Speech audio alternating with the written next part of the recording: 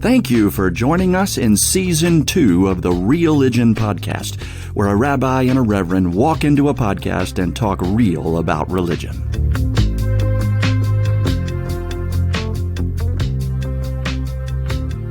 Joel, good evening. It is evening now. We've broken our regular afternoon recording habits, and we've jumped to evening, yes. Well, should we tell the listeners, or it doesn't matter? No, do not look behind this curtain. Yeah. This is the first time we've spoken to each other all day. We pay no attention to the rabbi behind the curtain. For sure, there wasn't an hour and a half of recorded audio that was not, in fact, recorded. That was so good. So good. So good. We'll just call that the pre-show. Absolutely. We're going to get there again right now, though. So this is the first real episode of digging into this season, and I'm really excited about it, Joel. Yeah, Season 2. Here we go on tough texts and whether or not we can find a way to make these impossible to interpret and even more impossible to agree on texts from the Torah or from the Greek New Testament. All these odd religious, faith-based texts that try to say something, but people of faith don't know what they say or disagree what they say, argue what they say, or don't like what they say. And tonight's is a good one.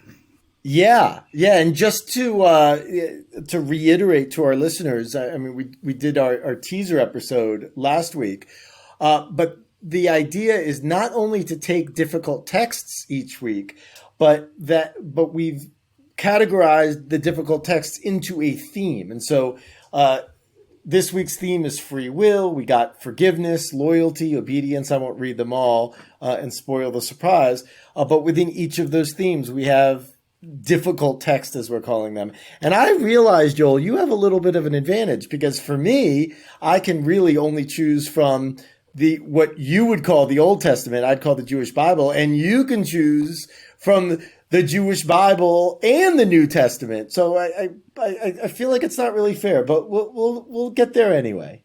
It's plenty fair. It's all right. I just need more help. You were fine with the first version. I don't know about that. But, and I hope you don't hear me say the term Old Testament very often. I try to avoid that term. I know it's a normal Christian phrase, but for me, it carries some baggage on it, and we should do our best to let that go. So I will try to use the Hebrew Scriptures or the Tanakh or and refer to it in some other way.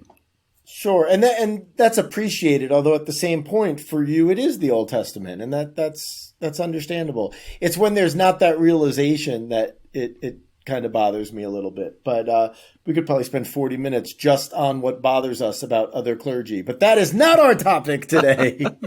Well, Jesus never said it was old. He just said, look, y'all misunderstood some things about it, and I am going to try to not teach you anything new about it, but just to reteach you what it always meant. And so the word old would make it sound like it was obsolete, and I can't stand that. It isn't obsolete at all. It is alive, breathing, representing God in some beautiful, tough ways, like our first text for tonight. Oh, my.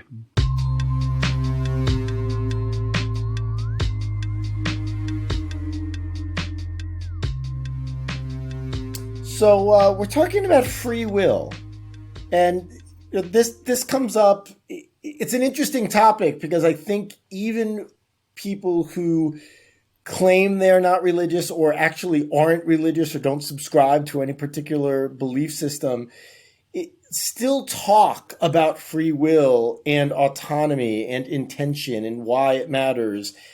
And certainly in Judaism, there are some interesting things about free will, especially when you start talking about the assumption, and I think it is an assumption, of God's omniscience and omnipotence.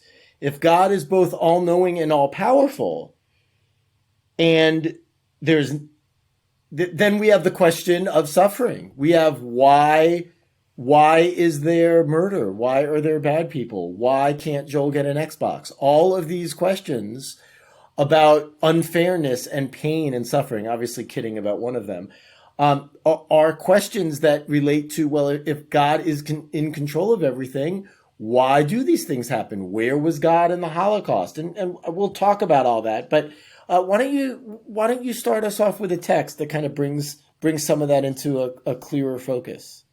Sure. And those terms, free and will, we better be pretty clear what our faith traditions might mean when we say those two terms individually and together. Free meaning if we have a will, a desire, an internal choice to make about what is going to happen in our lives, that choice is free from God and other external forces. So we can freely choose, want, will, desire, and act in certain ways that God does not micromanage or control. I think that's what most Christians mean when we talk about some free-ish will. And there's some really tough texts around that. One of them appears in the Lord's Prayer, which is in both Matthew and Luke, where the disciples are saying, oh, teach us how to pray. Some of the other teachers, they teach them how to pray. We don't know how to do it. And he says, yeah, okay, here's a starter prayer. Just get it started. And the way we often say it, well, our Father who art in heaven, hallowed be thy name. Thy kingdom come, thy will be done. And that phrase, a lot of people say it so quickly, thy will be done. We say it as if it's a future tense. We want something to be done in the future and we hope it will be. That's not the prayer. The prayer is for God's will, whatever God wants, wills, desires. We are praying that is what is done here among us. So in Jesus' prayer, he is confessing in some way and teaching us to confess that there is a difference between whatever God's will is and what's going on here. And he wants us to pray and then embody something that looks more like God's will and less like ours. The free exercise of our will doesn't match God's will. So I find that one to be an interesting kickoff point to think about whatever God's control or plan or all those weird words we sometimes use is when it comes to our exercising our will in God's world. And so to piggyback off of that, different thought, but certainly on the theme, is there. The book of Proverbs says that fear of God is the beginning of wisdom. And the English of that is horrible. It's really awe of God. The word is norah, and it's translated as fear because when you are in awe of something with so much power, there might be a fear there. It's incredibly powerful. But it's really awe and astonishment. And I believe it's in the Talmud that it says God is in control of all things except whether or not someone has the Hebrew expression yirat Hashem, fear or awe of God. And that's an interesting kind of duality. And in some ways there's a tension there.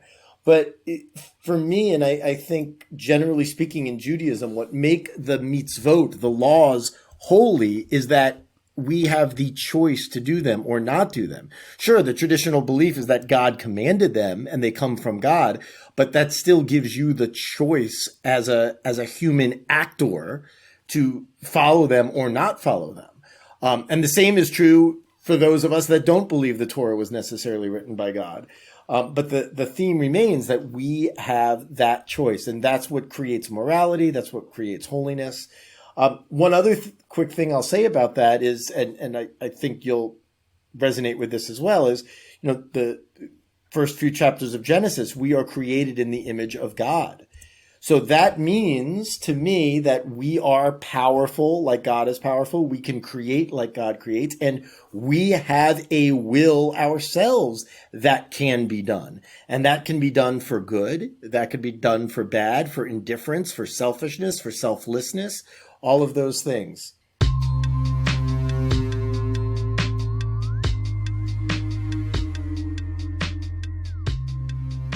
In your Hebrew scriptures, there's a lot of places where God's will isn't clearly good. So it would explain the source of sin in us if our will is like God's, and God isn't always good, then the source of sin would become God's spark in us, God's putting some of God's self into us. Well, I don't know that I'd make that theological leap. I understand where you would. Why though. not, Eric? Well, different topic, Joel. Season 3, we'll talk about the reality or not of primordial sin. Well, let's go to Exodus and figure out how in the heck they couldn't get out of Egypt any faster. Well, I'll go there in a second, but I something you said definitely resonates, and that is, and again, the assumption that God is all good. When God decides to flood the earth and destroy all of humanity, except for Noah and his family, not only do I think that wasn't good, I think after it happened, God's self didn't think it was good because God promises never to do it again. And there's it has to draw a rainbow like to remember the promise, like a string on his finger or something. That's right. That's right. And there are lots of places where God's will is enacted, and then later God says, God changes God's own heart/mind, which I interpret as will, and promises not to do what God's first intention was or God's last action was. Yeah, I am not a fan of the belief that has God as a constant, static being or entity. I like to believe in a God that learns along with us, that improves, that God's self does tikkun olam, which we translate as the repair of the world, the repair of the universe. Yeah, so let's get into Exodus, some troubling text. So, a lot of people have seen the Ten Commandments with Charlton Heston or the Prince of Egypt. And we know the story. The Israelites were slaves for over 400 years, and Moses escapes Egypt after beating a taskmaster and freeing an Israelite slave and encounters the burning bush. Long story short, Moses becomes the leader of the Israelites. And God sends Moses and Aaron to talk to Pharaoh and basically get the Israelites out of Egypt. The famous line that we all know, "Let my people go." But something interesting happens in the course of the 10 plagues, and that is God hardens Pharaoh's heart. And it happens a few times throughout the 10 plagues where Moses and Aaron approach Pharaoh, and the Torah tells us God hardens Pharaoh's heart, and essentially because of that, Pharaoh says no. No, I won't let the Israelites go. And because of that, there are more plagues, which of course cause havoc, pain, suffering for Pharaoh and the Egyptian people, many of whom were presumably innocent, right? So that is a problem. That is a problem of free will. Pharaoh, according to what we call the pshat, the simple meaning of the text, which doesn't mean it's simple as in anyone can understand it, but literally what the text is saying is that God influenced history, that God changed something that would have happened for some sort of motive. Now, what the motive is, who knows? There's an interpretation that actually makes sense to me. It's problematic in a different way, but it suggests that if Pharaoh did let the Israelites out right away, then God wouldn't have done the 10 plagues, what we also call the 10 miracles. Of course, it depends on perspective, right? And if God didn't perform the 10 miracles culminating in the death of the firstborn, the Israelites wouldn't have witnessed God's power and God's might, and perhaps wouldn't have been so keen to worship Adonai, the God. So that's a very troubling explanation. And I'm not saying I, believe that, but it is an explanation that makes sense from a logical point of view. But this issue of free will being abrogated because God wants to do something is highly problematic. And I've come to another place in how I read that Exodus story, knowing that it was written down much later when the citizens of Jerusalem and of Judah, the southern kingdom, had been expelled out of Babylon into the desert again. They pulled all the old stories together as an oral tradition and started writing it down as fast as they could so they could have it all in one place, one package. And for me, that I look at that now and I say, all right, they kept that part of the story and they remembered it that way and they wrote it that way because they had just suffered at Nebuchadnezzar and Babylon and his inability to understand the compassion of the people he was attacking and invading and taking the city from. So they still wanted to know that there was a God, a good God who was above them and had power and control, but they weren't willing to put it on themselves, as the prophets had warned them. When you lose your city, it won't be because of me, it'll be because of you. And so they had to blame somebody else, and they're willing, and they can't sacrifice God's power. So they blame Pharaoh under God's control. And it's the only logical explanation they can come to if they don't want to name themselves accountable for the loss of their southern kingdom and their city. That obviously doesn't apply to slaves who are oppressed people under Egypt and that God is attempting to free. But when those who are busily crafting and assembling all the scriptures, edited and wrote it and pieced it all together, they couldn't put themselves in the spot where what they had lost and what they had felt was on them. They put themselves more equal to slaves, as if they were blameless. And I think their theology then moved some of the blame onto God.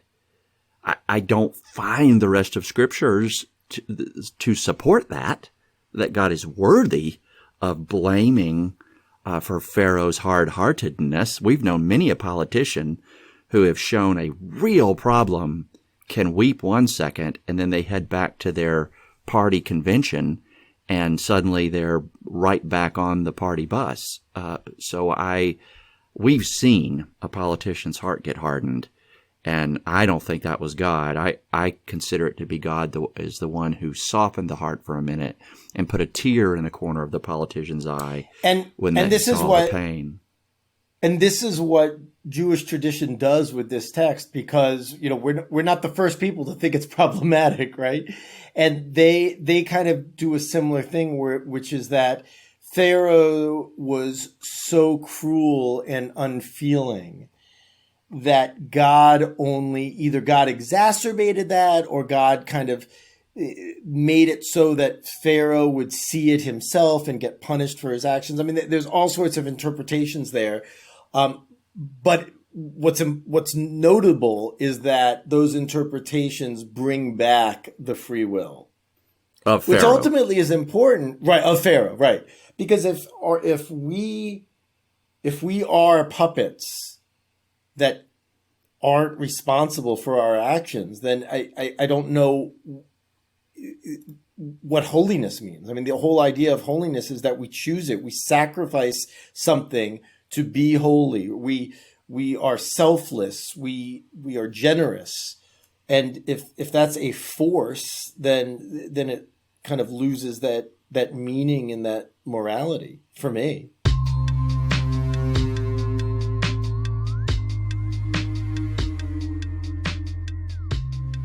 Now, this is a place you and I can diverge, and we can play with this a little. A lot of times in Christianity, the term free will is meant for that. We have the full capacity given by God to freely choose. And when Christians talk about using our free will well, we often mean to choose to believe and trust and follow Jesus and live life his way. And when we do that, we're creating holiness. And when we don't, we're not. And so the blame of the holiness or the lack of that we create in the world becomes us, our choice of free will. But there's another condition under which our will isn't really fully free. And it's the condition of systemic sin into which we are born, that we do not choose, but that infects us and changes the way we see the world. For example, the 6-year-old who's at a protest sign with holding a racist placard next to his parents and grandparents. That 6-year-old, is that an exercise of free will, or is that someone else's bad use of will beforehand that infected the system into which that 6-year-old was born and raised? So we often talk about, in my strand of Christianity, yes, there is a free-ish will, but we aren't free to fully choose the holiness until the system is fully cleansed. There's something about the goodness of creation that we have changed or stained, or that has fallen. All those words are trying to say that same thing. The goodness of God's creation and the spark of God's goodwill and holy will into this world, the freedom that humans were given, we misused and instantly started creating systems and structures and principalities that then infect all those that come after us with the same distortions of what is good and right and true and holy. So while we will talk about the gift of free will, in my line of Christianity, we won't talk about it as something we can fully use to fully become the holy that God calls us to be. The language I would use for that is that just because we have free will doesn't mean we can do anything we want. I mean, it reminds me of the song when we were kids. I wish I was a little bit taller. I wish I was about, like we wish for a lot of different things that we can't control. I wonder how many clergy have used that song in a theological reference before. But, no matter what I want or how hard I work at it, the fundamentals of my body are not going to change, right? Like I'm not going to be 3 feet taller or 3 feet shorter. There are limitations placed on us by things like gravity and just the nature of the world and how we interact with it physically. Like we can't fly. We would, many of us would like to fly or teleport or, so free will isn't about doing whatever you want, but it is about being able to do something without the being controlled by a puppet from God. When your parents, I don't go that far. I can use that word free, and I think the assumption is that my individual will, as God created it, is free from everything else. In other words, I am my own chooser and decider, and any actions that come out of me are free of any external forces. And we know that's not right. Like all racism and sexism and all those things are external forces. Oh, for sure. That's why for me it's important to say that, there are subconscious forces at play that we're not even aware of. There's things we would want to change if we knew more. I just mean that there is not some sort of divine presence that's interfering in what I choose to do with my abilities. No, I wouldn't say, right. I wouldn't say that there is a divine puppet string pulling me to make certain choices. I would say that there is divine intervention correcting and healing the harm that I am doing to myself and others around me, so that regardless of my misuse of the semi-free will that I have, when I use it for good, that is applauded and appreciated and streamlined by God. And when I use that free will for what I thought was good but has ripple consequences, side effects that are bad, God is repairing those and bending those toward the good as well. You've silenced me.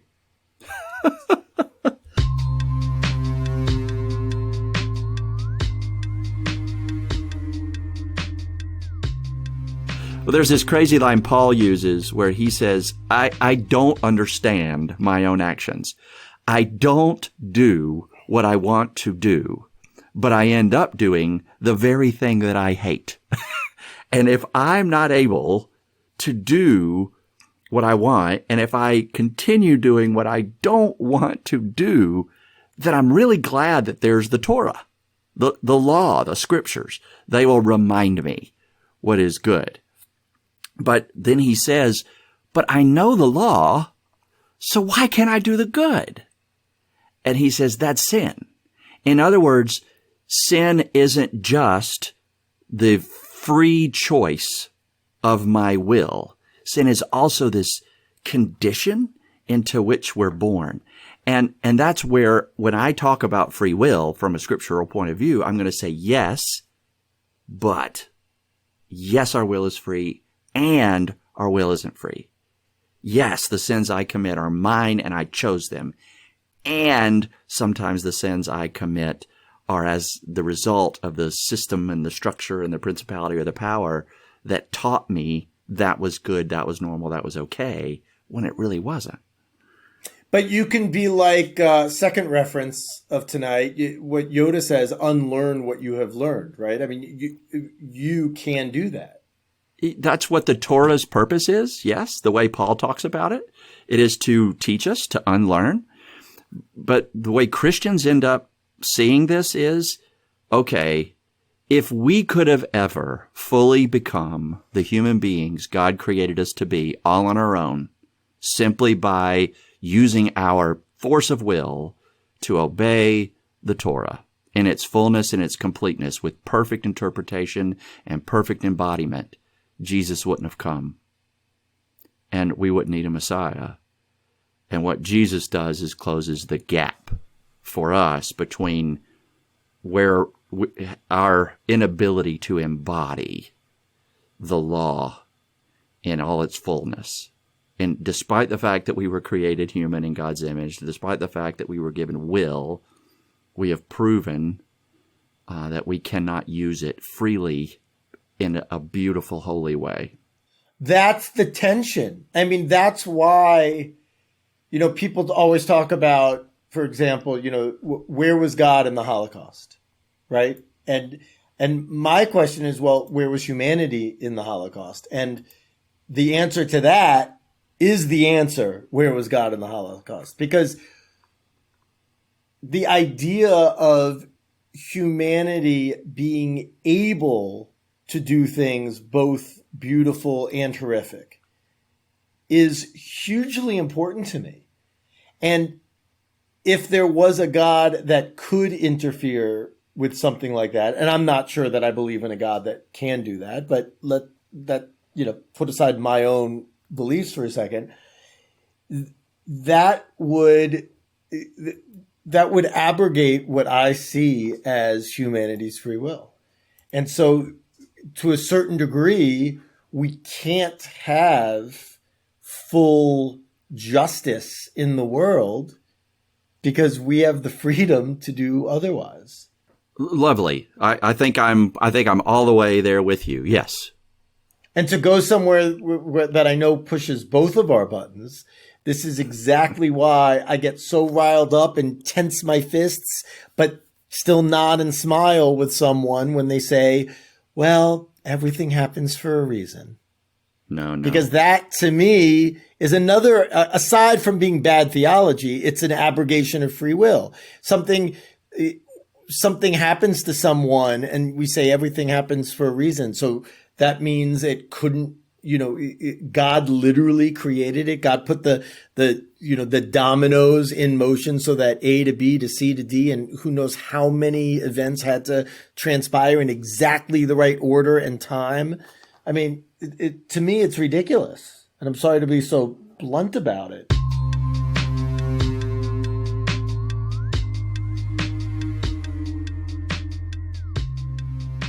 I hope you will be more blunt next time somebody says that in your presence, because you are the theological pro in that space, and they aren't just practicing bad theology.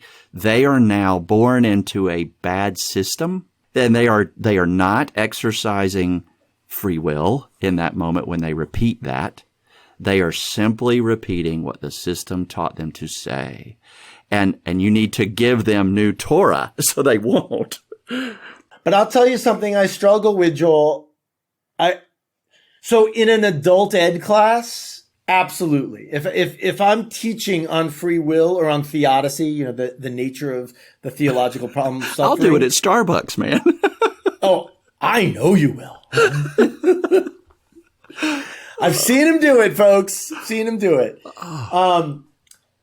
But if someone, one of my favorite professors used to always say, when you go into a hospital and something happened, or you go into a family's home that's grieving, and it doesn't have to be a tragedy. It could be just, something sad.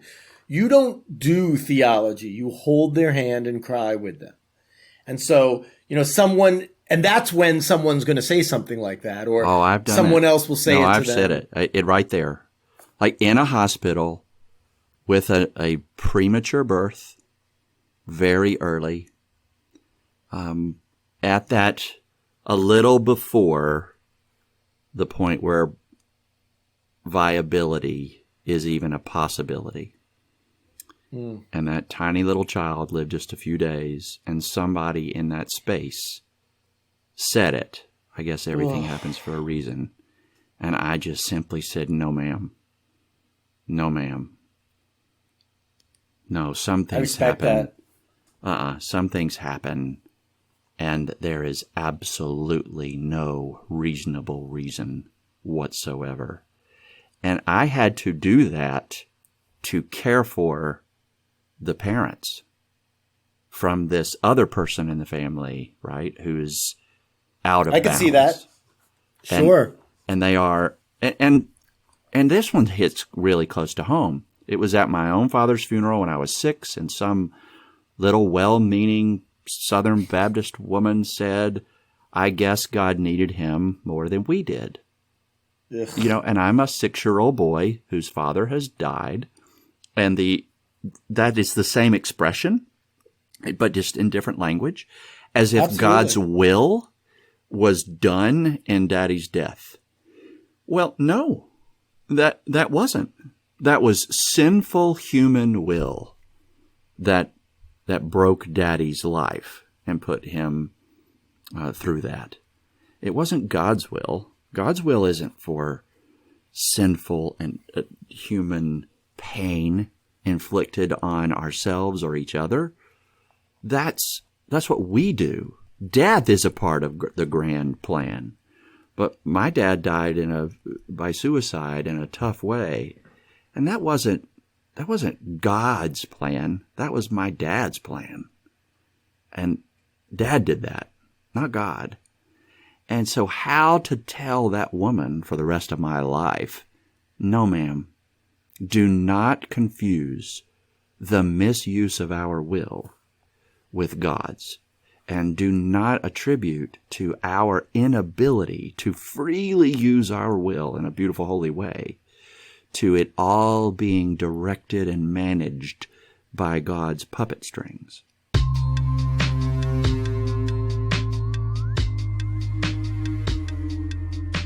Well, I think generally, religious or not, people have a problem with unknowns and with mysteries. And I don't mean a mystery like a mystery novel or a movie. But of course, the whole point of a mystery novel or a movie is there is an ending, there is a solution. So it actually does prove my point, I guess. But that, and even more so, if we can attribute something that's not only unknown but painful to God, then perhaps that's comforting. Again, bad theology. You know, I've been thinking about a line by John Lennon a lot lately, which is, give me a second. Everything is going to be okay in the end. And if it's not okay, it means it's not the end. I love that.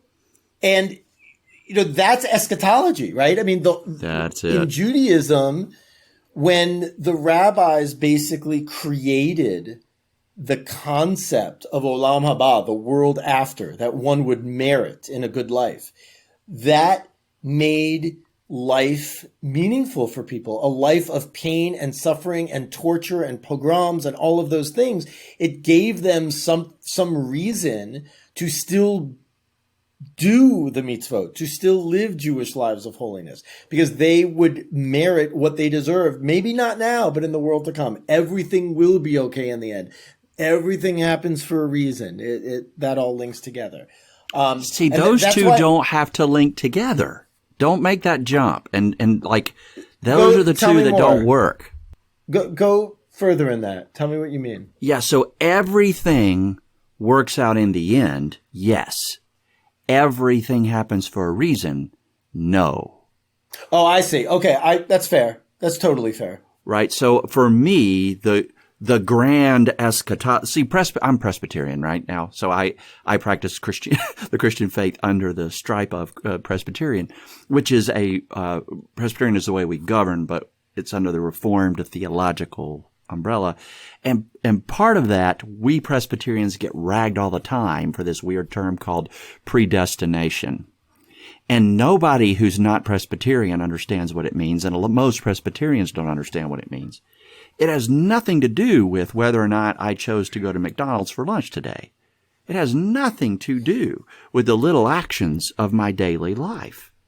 In those actions, I am unfortunately still ridiculously free, which means I fill them with terrible choices all the time that do harm to myself and others around me. If all of that was scripted, that would be predeterminism. Every little action is predetermined by God, planned by God, so that every little domino and every little string pull is woven or pre-written in God's grand book, as if I'm just walking through the script. Predestination, you hear it in there. The only thing that's predetermined by God is what the final destination is. In the end, it's all going to be okay. And along the way, we're going to mess up, we're going to get lost, we're going to screw things up terribly, we're going to hurt one another, even hurt ourselves. God is going to bend all of that toward God's grand destination, the feast, the kingdom, all these other terms that we sometimes use for it. And we know that grand destination is God's promise. It's not just predetermined, it's also promised. But it has nothing to do with whether or not I choose McDonald's or whether or not I wreck my car this afternoon or whether or not I win the lottery. Those little actions in my life, which feels so big, they won't change the inevitability of God's beautiful kingdom coming through. Just to go off track on that, what did you have for lunch today? You mentioned McDonald's twice. I did. I had the spicy chicken deluxe. Oh, did we talk about this on another episode? I feel like we did. We've already done it. The Chick-fil-A knockoff. Yeah. Well, Popeyes, in terms of the spicy, no one beats the Popeyes.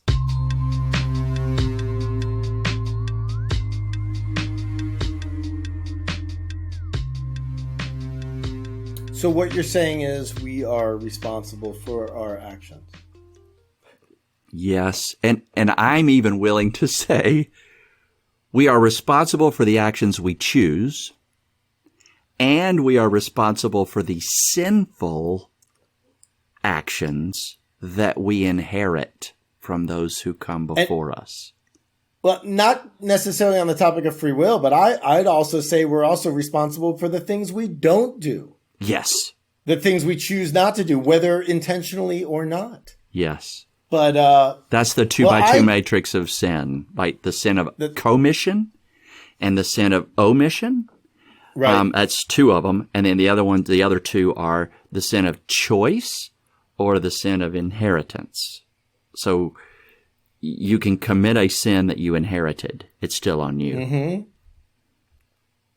I've never thought of it as that grid before. I like that. Well, I hope that our listeners make the choice to listen next week. Next week, we are going to talk about forgiveness. Another topic that I think it's evergreen. It's not particular to any one religion. It's not particular to religion. But we are going to use some texts. And I think we'll use this one has some texts that people, I think, will know. But I think we're going to do some interesting things with them that might be new to some folks. Yes.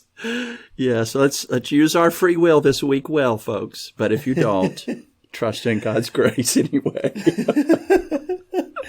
Amen. Amen. And Joel, always good talking to you. You too, Rabs. Thank you for joining us on the Realigion podcast today, where a rabbi and a reverend walk into a podcast and talk real about religion. I'm Reverend Joel Talbert, and on behalf of Rabbi Eric Linder and all the Realigion fans out there, we thank you for being with us today and invite you to send us any feedback or suggestions or topic ideas to religionpodcast@gmail.com. Until next time, keep it real.